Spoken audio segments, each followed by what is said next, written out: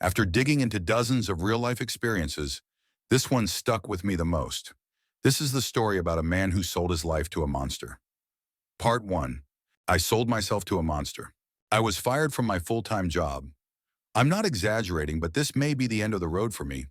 I've worked as an engineer for a certain car factory, designing the machines that make parts of the frames. I knew one of the machines that would make the render rail was going to Mexico, but I assumed I would transfer my knowledge to somewhere else in the factory. Nope. They gave me 2 weeks' notice instead. I had planned on staying at that place until I retired. Sure, I made a decent wage over the years. I should have had enough tucked away to not worry. However, my younger sister got sick a few months ago, and all the treatments wiped out our savings. My father passed away 2 years ago. My mother is retired and still trying to recover from that. My sister worked 2 part-time jobs to support her husband, who is still in university to become a lawyer. She was the one paying for everything. Cancer runs in our family, so my mother pestered her into at least doing self-checkups. My sister found a lump, and thank God, she found it when she did. I took all the overtime I could and worked my ass off to pay for as much as I could for her, and now my only source of income has dried up. At this point, I will work any job that will take me. The issue is, I look way older than I actually am. My sister always said my only good quality was the fact I looked like a handsome, refined, middle-aged man when I turned 20. I haven't changed since then, aside from more gray hairs and bags under my eyes from stress. My work experience is specialized in the automotive industry. Now all the companies are tightening their belts because no one can afford to buy cars. All the other jobs that don't require a heavy resume have been scooped up by students or anyone who appeared younger than myself. Who would want to hire a washed-up older guy when they had 100 younger ones lined up for an interview? Desperation and self-pity were the reason why I sat waiting for the subway near midnight. I spent the entire day pounding the pavement looking for job leads. When nothing panned out, I went to the bar drinking only enough to get buzzed. I couldn't afford to get drunk. I sat alone silently wondering what I could sell to make fast cash or what organs I could live without. A thought I had been trying to avoid came to me as I stared ahead, listening to the soft buzz of summer insects. I had a good life insurance policy. Hell, if I died in the factory, the payout would be good. I still had one last day there to finish up. Could I pull that off, though? The insurance doesn't pay if you kill yourself, right? How hard would it be to make it look like an accident? Money troubles? A voice came from the bench next to mine. I could have sworn I was alone. I should have heard anyone else arriving. Glancing over, I saw a man dressed in a well-fitting 3-piece suit. The vest was a dark, silky red, as well as the lining of his jacket. He had a leg up so he could rest his head against his knee as he met my gaze. It was odd that a guy whose shoes were worth more than my rent asked me about money. His jet black hair shone in the bright subway lights. Something about his eyes made the hair on the back of my neck rise. He must have noticed. A smile crept over his face, and I swear it reached his ears hidden under his long wavy hair. A stupid idea came to me, one I couldn't shake. "Are you the devil or something? Here to ask if I'll sell my soul?" I half joked, praying it wasn't true. "Nope, only asking you to sell your body," he said and gave a playful point and a wink in my direction. I silently got up from the bench and took 2 steps away when he called for me to come back. "If I can't find a job, I'll give you a call. I've only been looking for a few days." "Do you have a card?" I asked him after I turned back around. He rested his chin in his hand, not letting his grin drop. "Can your sister wait until you decide to call me?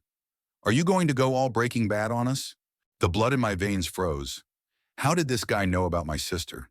I could no longer pass him off as a weirdo in the subway. He knew why I needed money and how much. I couldn't figure out why. I was a nobody. I wasn't worth anything. Why me? "Can't you get someone else?" I asked, still in shock over what was going on. "You look like a tired 45-year-old man with a mean streak and bad eyes. You're totally one of my top bidders type.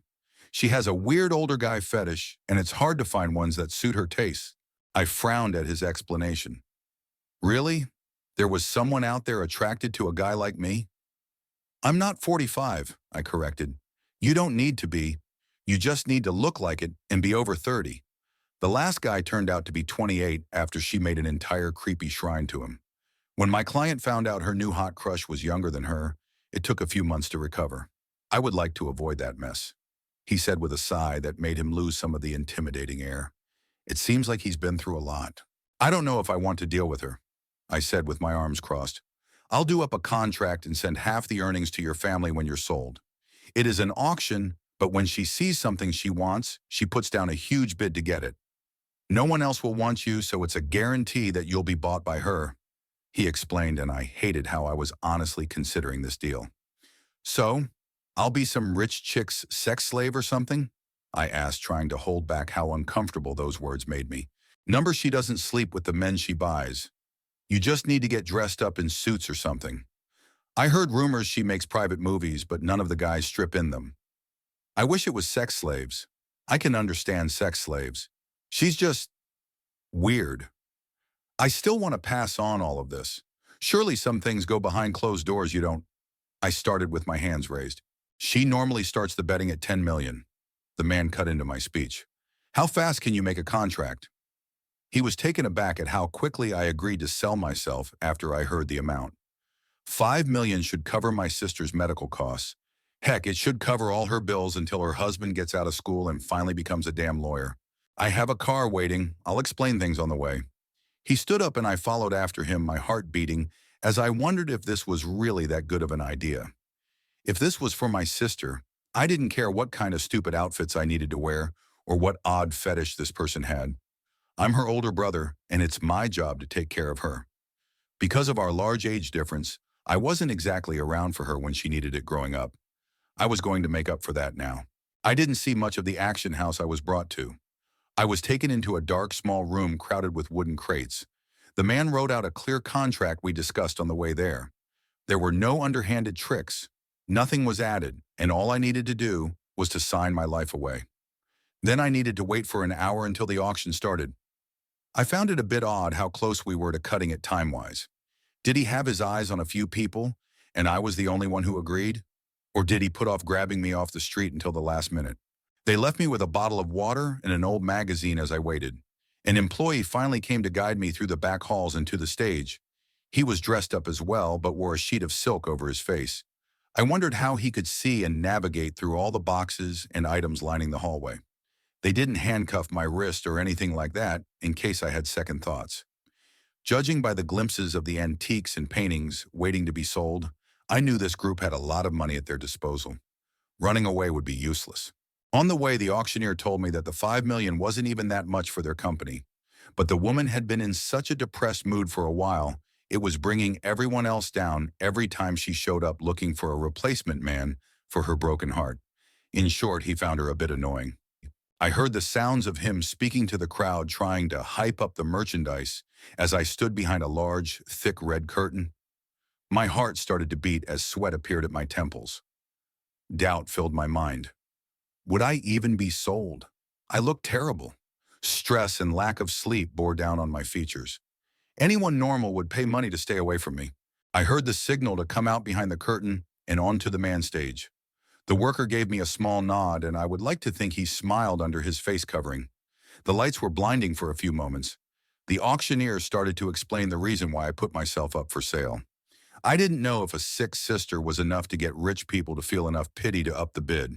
Finally, my eyes adjusted as I stood on the center of the stage looking out into the crowd. Something was wrong. At first, I couldn't make out the kind of shapes of the people sitting in the front rows. They wore gowns made of glittering gems and well-woven suits. But their heads weren't right. Were they wearing masks? I spotted some snake-headed people and some that had other animal-like features mixed in with their human ones. I either drank way more than I thought or this was a rich people thing. It had to be. After all, how legal was this auction? Of course, they had to be hiding their identities with odd costumes. The auctioneer's voice snapped my attention back towards him. "Who will start the bid for us?" He called out to the crowd with a soft yet powerful voice. I squinted to see a pair of red-curled ram horns he did not have before. And how did he make his legs appear so skinny and goat-like? 40 million! He's perfect! A shrill voice came from the crowd. The bidder had gotten out of her seat and into the alleyway, waving her paddle with a number on it. A few bouts of laughter rippled through the crowd. The guy said that the one who was going to bid on me was a girl, but how could anyone tell the gender of that person when they had on such a weird outfit? Long, black, wavy hair flowed over their entire body, covering the entire face. Any exposed skin was jet black, and she wore a large bag sweater over top of some ripped jeans. For someone bidding that much money, you would think she could afford better shoes than dirty flip-flops. She was half my height, and with the covered face, it was hard to tell an age. I gave the auctioneer sideways glances, praying this wasn't the person I would get stuck with. He ignored me. If there are no more bids, he said, ready to move on to the next thing. 100 million. I nearly lost my balance at those words. I didn't see who spoke. Murmurs rippled through the room as people tried to figure out if there was a reason why I may be worth that much, and if they should take a risk and bid. When the second bidder came forward, the room fell silent. It was hard to see with the lights in my eyes. The person was large, just massive. The lights dimmed and a chill ran through the air. I squinted to see better. A dark haze surrounded the figure that stopped in front of the stage, making it impossible to make him out clearly. Any other bids? The auctioneer struggled a little with his words. The person who arrived was a big deal. Even I could figure that much out. Nope. The only thing I love more than a hot old guy is a hot old guy with a monster, the small figure said and crossed her arms. Sold. My head shot between the stage and into the crowd so fast I almost broke my neck. Monster? All the movement must have made things finally click. I was the only human inside this building. I don't know why it took me so long to realize that.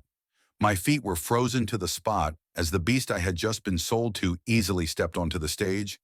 I could do nothing but stand in fear as that huge dark shape came closer, a clawed hand reaching out to take hold. Duke, please pay first, the auctioneer scolded the beast. The hand landed on my shoulder.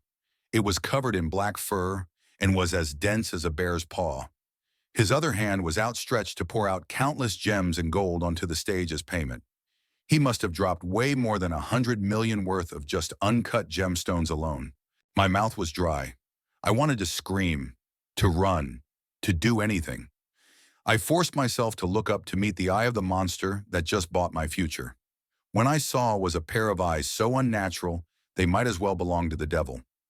I couldn't describe their color or the twisting shapes of the pupils. Seeing them for a moment caused a primal fear to run through every cell of my body. If I looked at them for long enough, I was certain I would no longer become myself. My brain would be so changed by their influence that I wouldn't even be human. I fainted, which saved my life. For a long while, I stayed in the darkness of sleep, trying to avoid the horrors that waited when I opened my eyes again. I didn't want to wake up again. My head hurt like hell, but not from drinking the night before. Was it the night before? How much time passed? I sat up to see where I ended up finding myself in a bed large enough to fit 6 people. I fainted, which saved my life. For a long while, I stayed in the darkness of sleep, trying to avoid the horrors that waited when I opened my eyes again. I didn't want to wake up again. My head hurt like hell, but not from drinking the night before. Was it the night before? How much time passed? I sat up to see where I ended up finding myself in a bed large enough to fit 6 people. The room was gloomy. No other way to describe it. A large fireplace was on one wall with glowing embers, was the main source of light. A large window took up most of the north wall, but the sky was so cloudy it was impossible to tell if it was dawn or dusk. The entire room was covered in dust aside from the bed and a chair in front of the fire. All the almost Gothic-style furniture had been left to rot. I was about to get out of the heavy blankets when a set of footsteps came from just outside the room. My heart nearly stopped as I had flashes of the fear I felt looking at that creature for a mere moment. What did he want with me? What even was that creature? If I was going to die, I prayed it would be quick. A large finger tapped my shoulder, causing me to jump out of my skin. The beast stood next to the bed, somehow getting into the room without opening the door. In the dim light, I saw him clearer than on the stage. He had a long, pointed snout that reminded me of an Afghan hound. His eyes were covered with wavy locks of fur, with 2 pointed, stiff ears coming from the inky mass. At first, I thought the mane wrapped around his neck. He reached up with dark claws to slip off a long, deep red cloak that covered his body, dropping it to the floor. His body looked human enough aside from the black fur and his long animal legs ending in powerful claws. They appeared to be more like a lion than a wolf or dog. He wore some light pants that were tied at the sides, nothing else. You... I said, and could barely speak with such a creature within arm's reach. Why did you buy me? I mentally begged it was because he wanted to rip me apart and eat me. To sleep with. He spoke in an almost bored voice. I gave him one more look over as my stomach sank. This wasn't going to end up as a sappy monster romance like the other bidder had hoped. If he tried anything, I would die. Simple as that. There was simply no way anything could happen between us without me experiencing the most humiliating death ever. I let out a squeak of protest. I simply was too scared to do anything. This beast was too large to fight back. A million thoughts ran through my mind as I was forced next to him as he got into the bed. His one arm tucked around me as if I was a pet cat. I thought I could die from embarrassment. I wish my sister knew how much I loved her to go through with all of this. When she got better, and if she ever had any kids, I deserved to have one named after me. I expected the monster to do more, but we stayed still in awkward silence. His eyes were covered, but I knew he wasn't asleep. What was his next move going to be? After a few minutes that felt like they stretched to the end of the world, he spoke again. You're too small. This won't work. He raised his arm and I scrambled to freedom. I stood at the side of his bed, legs trembling, wondering if this was real or if it was all just a cruel game. You are free to go. You do not serve the purpose I purchased you for.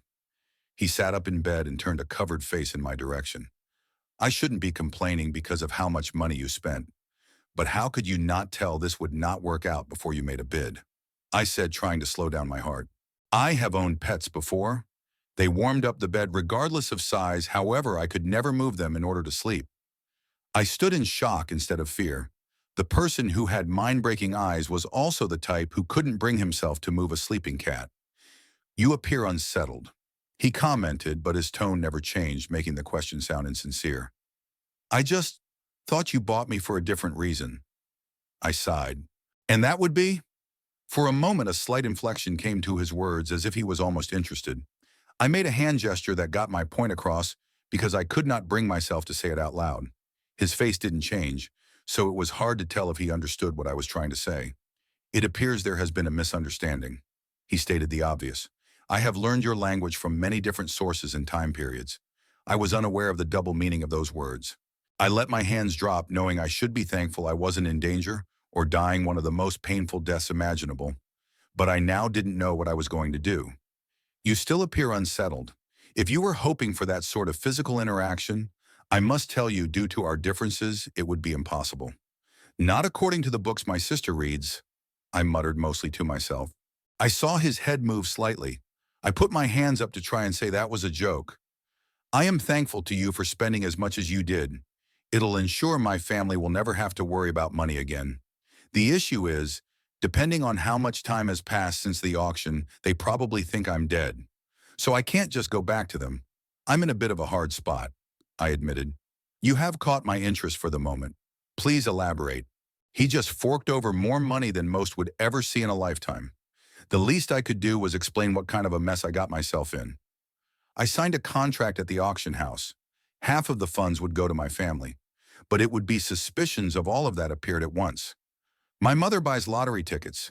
They're going to arrange a fake win that will pass whatever checks it needs to. Still, 50 million is a lot, so they agreed to slowly feed it to them with fake investments over time. I started. Understandable. But why leave you out of the picture? He commented.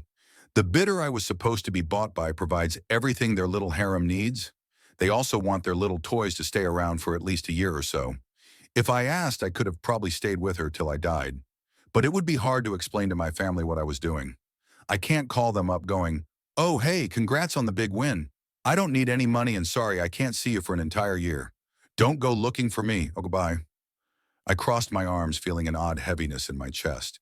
Dying is the way to ensure they do not use the winnings looking for you. Was it easy to separate from them like this? I found myself unable to look at him as I gripped the front of my shirt. There's an age difference between me and my little sister. I moved out around the time she was born. It's not as if we're close, I said as if trying to convince myself. Dying because you have a sister. You can die if you're not close. A slightly interesting thought. I didn't know how many humans he had met before. I bet most of them wouldn't throw their life away for a person they saw 3 times a year. But what life did I even have? I was fated to be stuck in a string of dead-end jobs until I retired. I've never been able to stay in a relationship for more than a few months. I wasn't getting any younger looks-wise. It was easier to just be dead and buried. "What is your name?" he asked, his voice back to sounding bored. "Arvin." He stayed silent for an entire minute.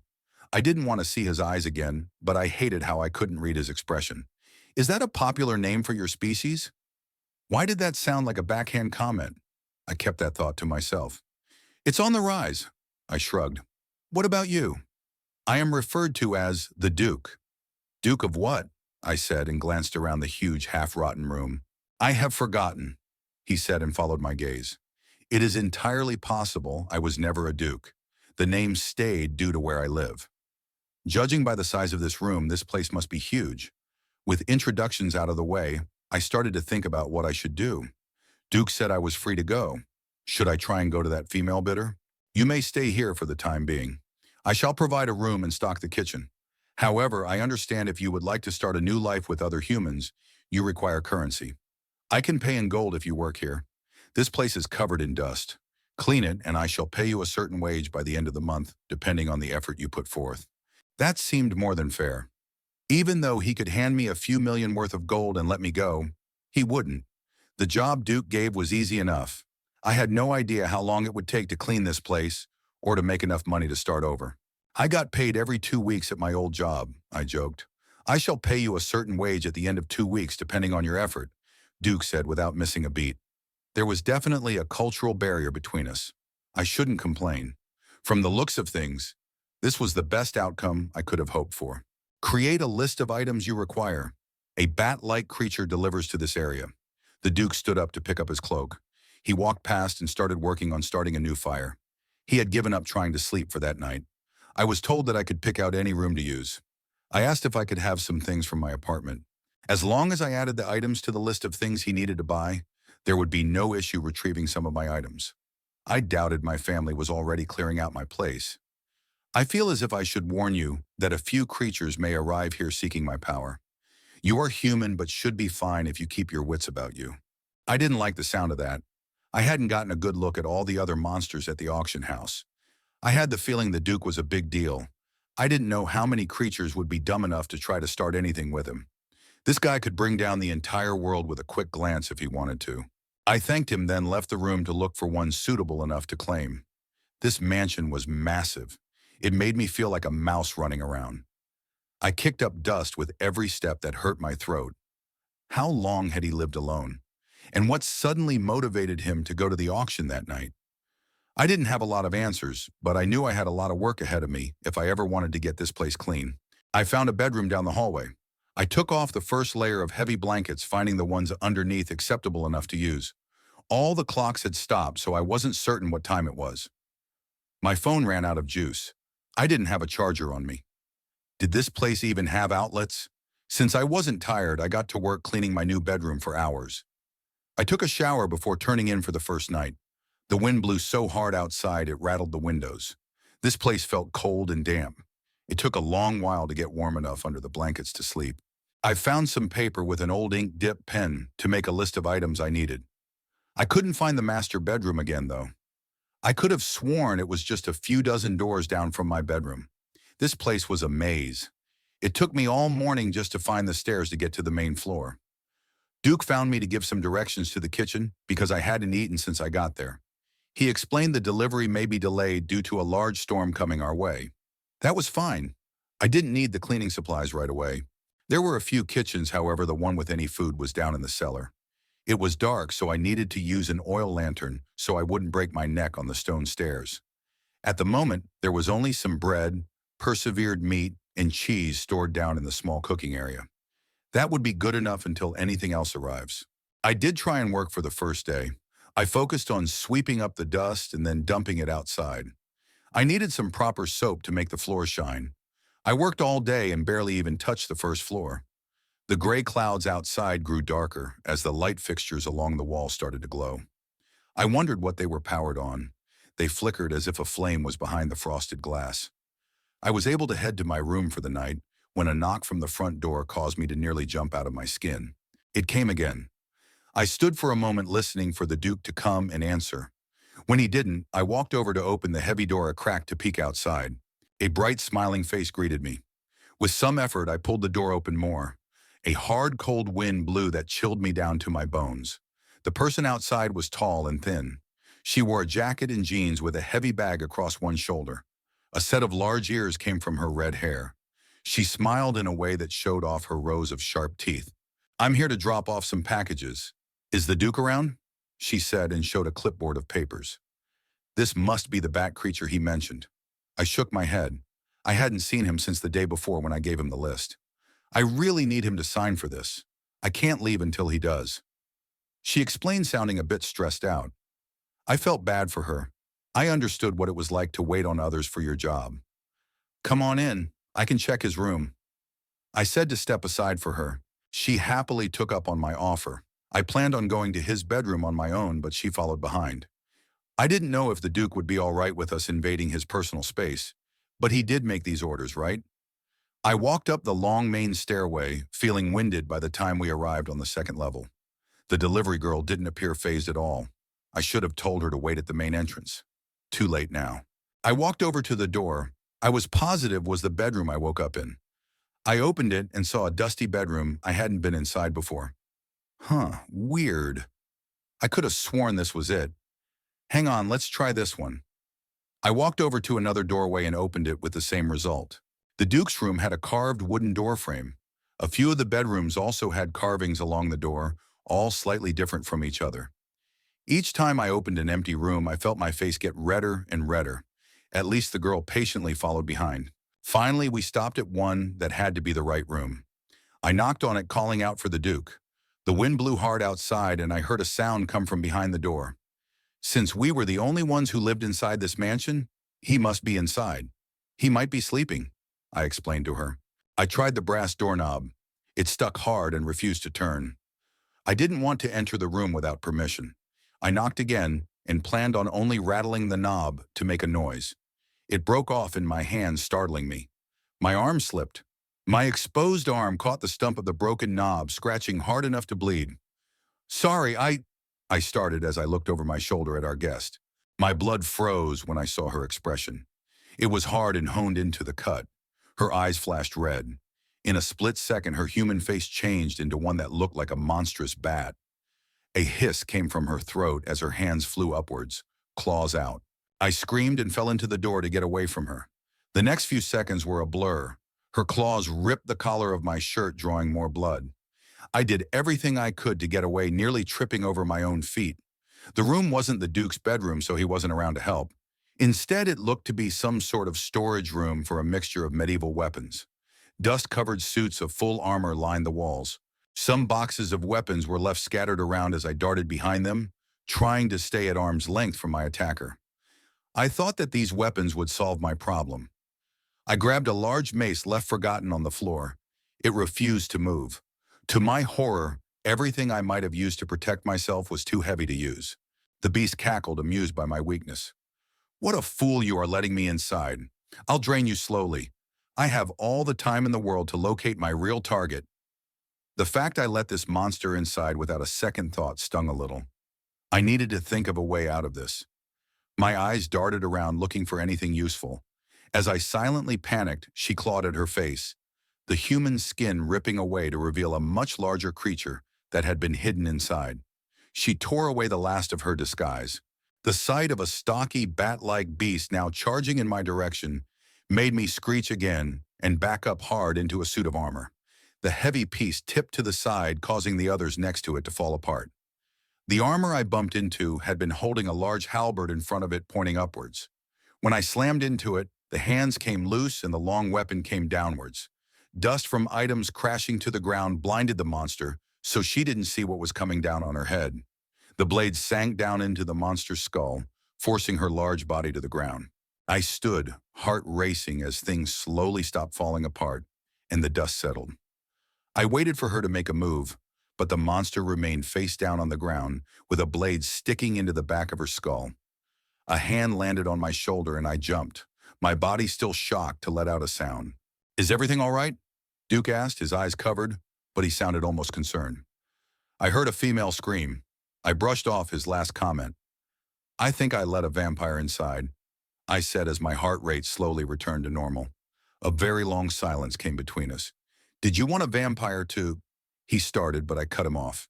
No, she said she was delivering a package and that you needed to sign for it. I defended myself. His expression didn't change, and yet it felt like he saw me in a new light I wasn't too keen on. I'll clean this up for you. With a gentle push, he guided me toward the door. How did he even get inside? I was facing the door the entire time, and there wasn't a second entrance to the room. The body twitched, so I didn't want to waste time asking him questions. By some miracle, I found my bedroom and collapsed into bed. I was dirty and needed a shower, yet I didn't want to do anything for a few days. I wanted to stay under the blankets safe from the horrors of the world. When I woke up again, an envelope had been placed on my bedside table. Inside were 2 small gold coins and a short letter with cursive, delicate writing. Payment for your trouble. Delivery to arrive in the morning. After I read the letter, the words faded, disappearing from the paper. I had thought Duke was going to kick me out. After all, I endangered us by letting a monster inside. On second thought, I only endangered myself. I doubted a little vampire like that could do anything to him. I sat on my bed for a few minutes trying to get my head in order. What was the Duke? Why were creatures after him? And was it really all right to stay here? For now, I needed a shower. I should be fine waiting a little bit longer for answers to some of my questions. That's the end of the first part, guys. The second part will be released this week on Thursday, so stay tuned and hit the bell icon just to remind you when the next part is out. Peace.